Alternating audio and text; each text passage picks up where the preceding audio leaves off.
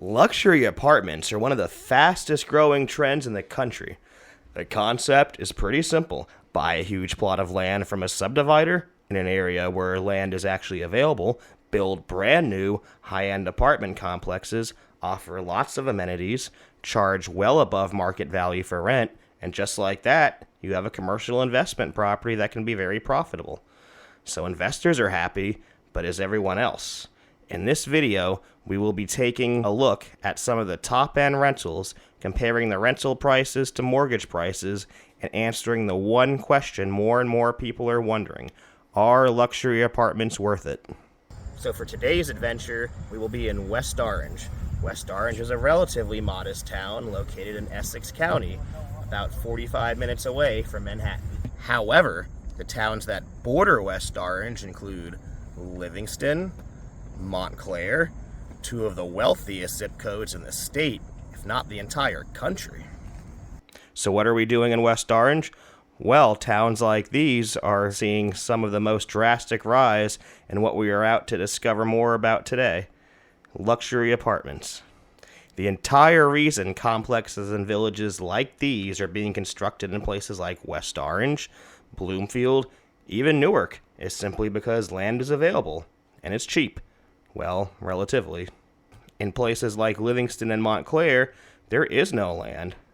So much so that people are actually buying houses just to knock down for the land in places like that. This past client of mine, he lives in Upper Saddle River, is selling his 2-acre home, and the buyer, you guessed it, wants to knock down the entire partially renovated home and the pool to build a 7,000-foot square mansion, and he's confident he'll get his return on investment. So now we understand why builders choose places like West Orange. These rentals typically boast the latest and greatest renovations, as well as state-of-the-art amenities with all the latest technology. Smart appliances, beautiful hardwood floors, marble countertops, everything typically brand new. And that's just the inside of the apartment. Here's what you're really paying for. We are up here. Looks like we got our rooftop patio, lots of games, grill, and this is just one example of amenities that places like this have to offer that you're not going to get in a single family purchase or rental. So it's like if you're trying to decide, gee, do I want to be outside in the sun, or do I want to just, be lazy and watch a movie? You can do both. And let's not forget not having the burden of having to keep up with home maintenance, snow removal, or having to put on a new roof. HOA's got your back. Also, a strong sense of community you don't get in regular single-family neighborhoods. So the average rent for a 2-bedroom in a place like this can range anywhere from $3,500 to about $5,000 a month. All depends on the location, which is well above market value for the area. However, when places like this are built and the high dollar rents hit the market, the average rental price for that area climbs significantly. And this is good news for investors and people who buy homes in the areas, but not so good news for people looking for affordable rents. So why not just put that towards a mortgage?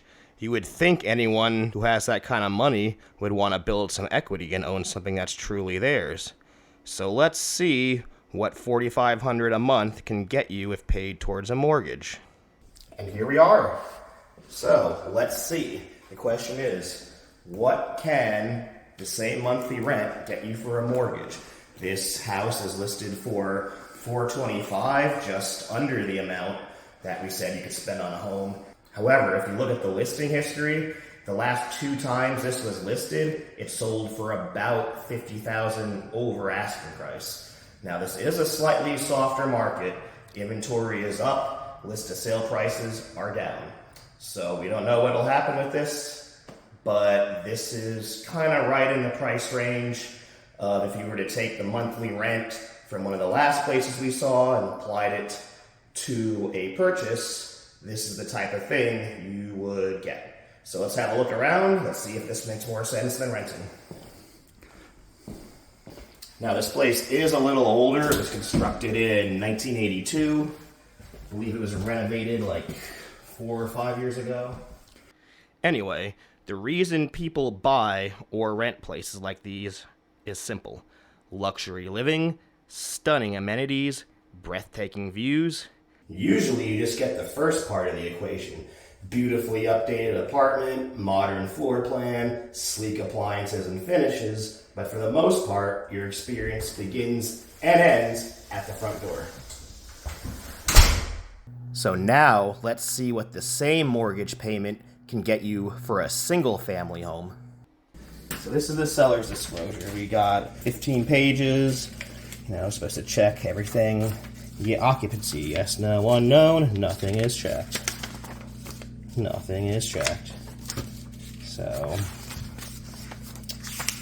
needless to say, I think whoever's moving into this place is not moving in to live here as is. They might buy it as is, but it's going to need some work.